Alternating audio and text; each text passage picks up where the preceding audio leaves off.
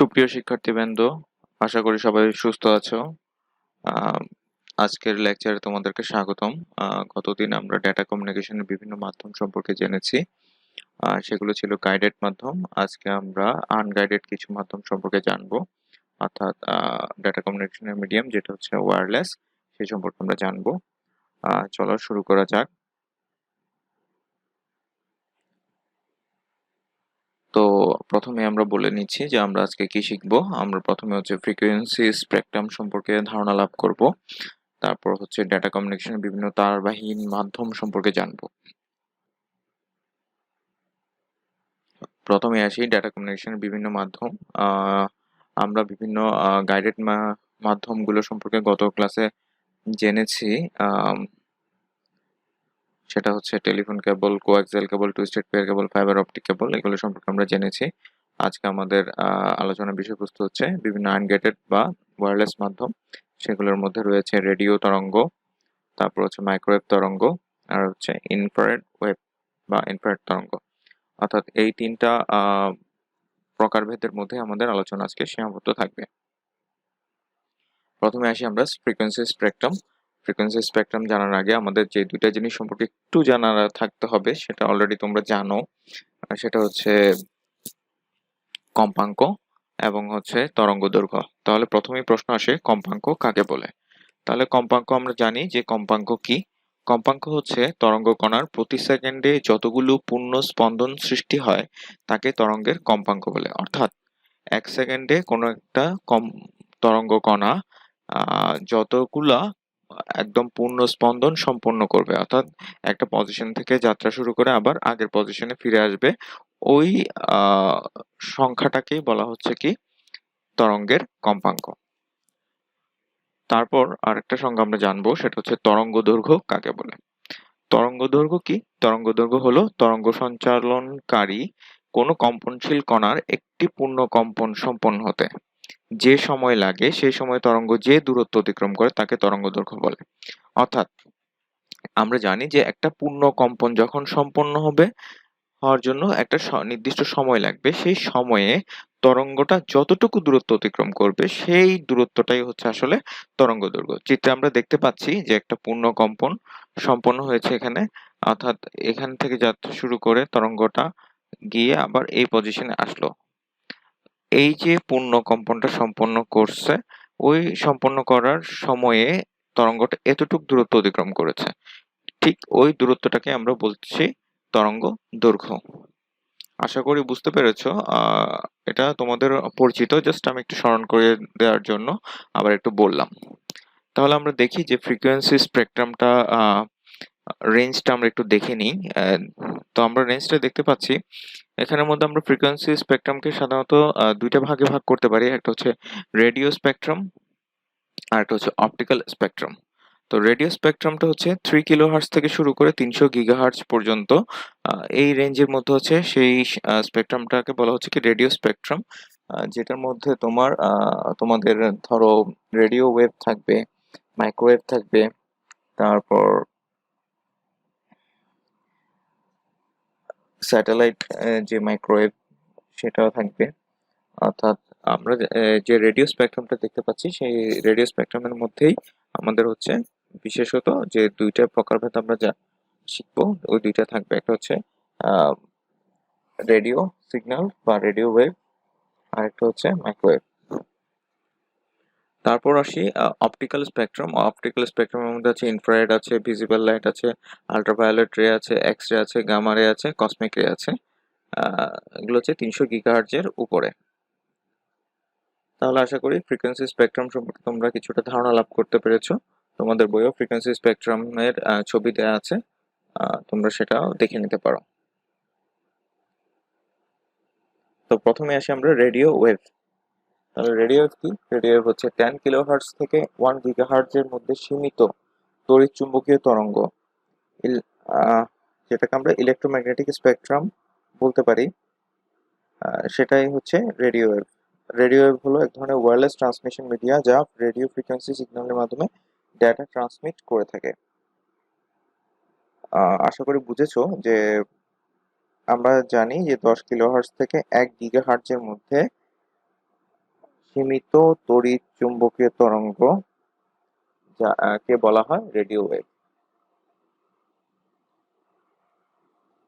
Microwave. Microwave কি? Microwave হলো high frequency radio wave, যার 1 GHz চেয়ে বেশি ফ্রিকোয়েন্সিতে পাঠানো বিদ্যুৎ চুম্বকীয় তরঙ্গ, সেটাই হচ্ছে মাইক্রোওয়েভ। দূরপাল্লায় ডেটা ট্রান্সমিশনে মাইক্রোওয়েভ অত্যন্ত জনপ্রিয়।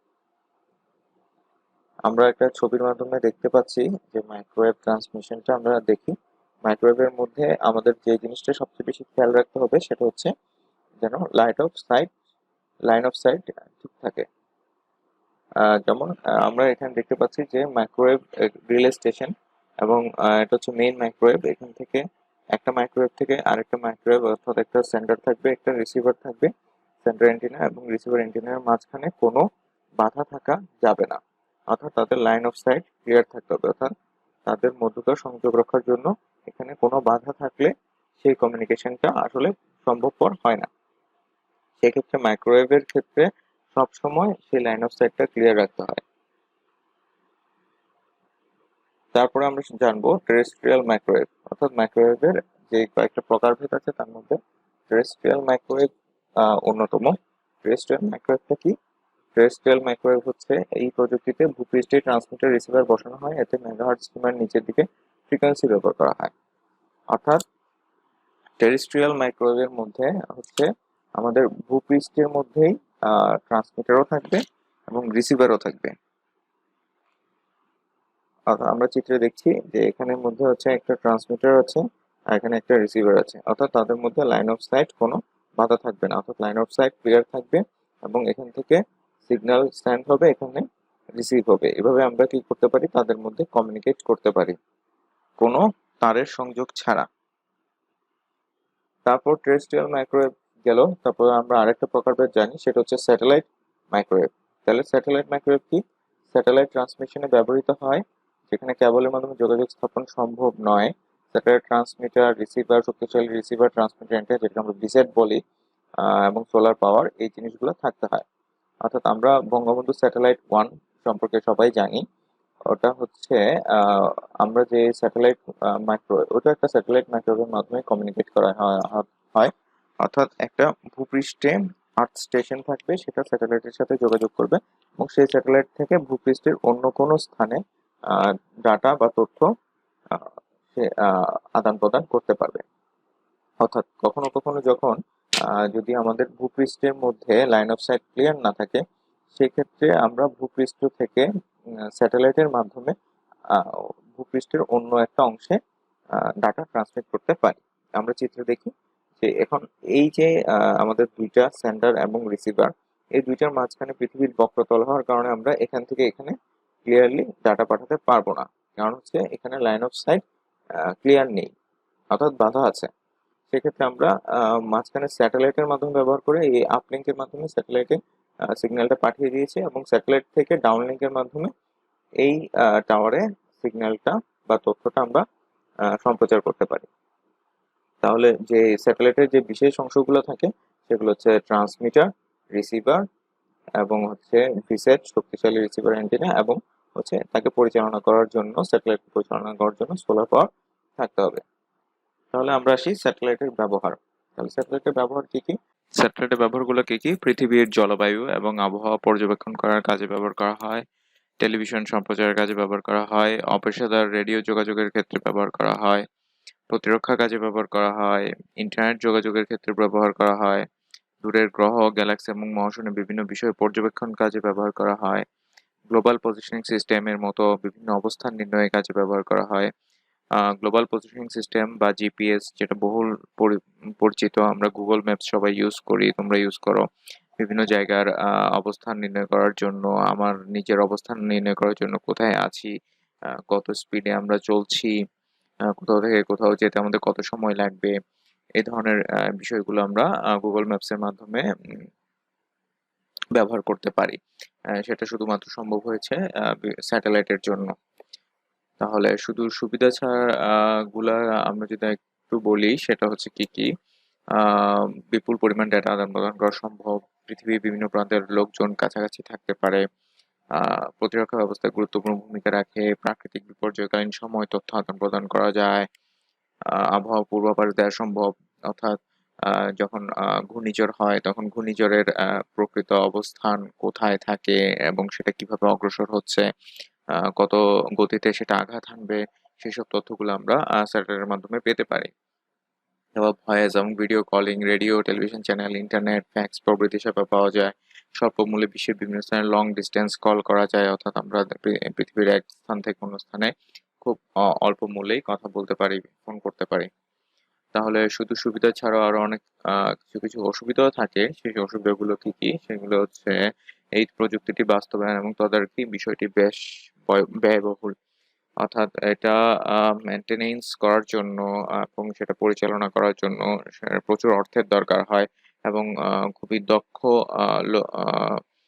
দক্ষ ব্যক্তির প্রয়োজন হয় যারা এই প্রযুক্তির সাথে ওয়াকিবহাল বা গবেষণা করতে পারে। এই ধরনের বেশ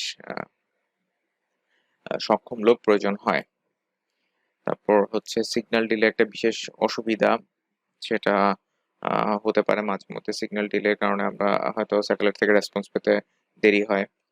তারপর ভ্রমণরত অবস্থায় খারাপ আবহাওয়ার কারণে বা সানস্পটের কারণে অনেক সময় বিভিন্ন সেবা বাধাগ্রস্ত হতে পারে, অর্থাৎ আমরা প্রয়োজনীয় তথ্যাদি যথাসময়ে নাও পেতে পারি। তারপর হচ্ছে বিভিন্ন সিকিউরিটি ইস্যু থাকে, অর্থাৎ হ্যাকিং এর বিষয় থাকে, যেগুলো হচ্ছে যে কোনো দেশের গোপন তথ্য আহ, ব্যাহত হয়ে যেতে পারে। সেই জন্য সেগুলো যে অনাকাঙ্ক্ষিত ঘটনাগুলো যাতে না হয় সেই জন্য বেশ সতর্ক থাকতে হয় এবং প্রতিরোধ ব্যবস্থা নিতে হয়। আরেকটা বহুল জনপ্রিয় মাধ্যম সেটা হচ্ছে ইনফ্রারেড, যেটা হচ্ছে আমাদের শর্ট ডিস্টেন্স, অর্থাৎ খুব কাছাকাছি দুইটা ডিভাইসের মধ্যে ডাটা কমিউনিকেশনের কারণে জন্য ইনফ্রারেড ব্যবহার করা হতে পারে। সেটা আমরা আসলে খুব অহরহই করি। সেটা হচ্ছে আমাদের ঘরের মধ্যে বিভিন্ন যে ইলেকট্রনিক ডিভাইস গুলো আছে এগুলোর মধ্যে আমরা সেটা করে থাকি। আমরা চিত্রে দেখতে পাচ্ছি যে ওখানে অনেকগুলা ডিভাইস আছে, যেমন ধরো ল্যাপটপ আছে, ক্যামেরা আছে, টিভি আছে, ফোন আছে, কম্পিউটার আছে। এইগুলোর মধ্যে কমিউনিকেট করার জন্য, অর্থাৎ এগুলোকে দূর থেকে নিয়ন্ত্রণ করার জন্য রিমোট কন্ট্রোল হিসেবে আমরা রিমোট কন্ট্রোল মাধ্যমে আমরা ইনফ্রারেড ব্যবহার করে থাকি, ইনফ্রারেড তরঙ্গ ব্যবহার করে থাকি, যেটার তরঙ্গ দৈর্ঘ্য তরঙ্গের ফ্রিকোয়েন্সি অবশ্যই টেরাহার্জ রেঞ্জের হয়, অর্থাৎ ফ্রিকোয়েন্সি অনেক হাই হয় এবং এটা খুব শর্ট ডিস্টেন্সের জন্য খুব ব্যাপক শর্ট ডিস্টেন্সের জন্য খুব ব্যাপকভাবে জনপ্রিয় একটা মাধ্যম। আম, আজকের লেকচার এখানেই সমাপ্তি। সবাইকে ধন্যবাদ। সবাই সুস্থ থাকো, স্বাস্থ্যবিধি মেনে চলো। পরবর্তী লেকচারে আবার দেখা হবে। ধন্যবাদ সবাইকে।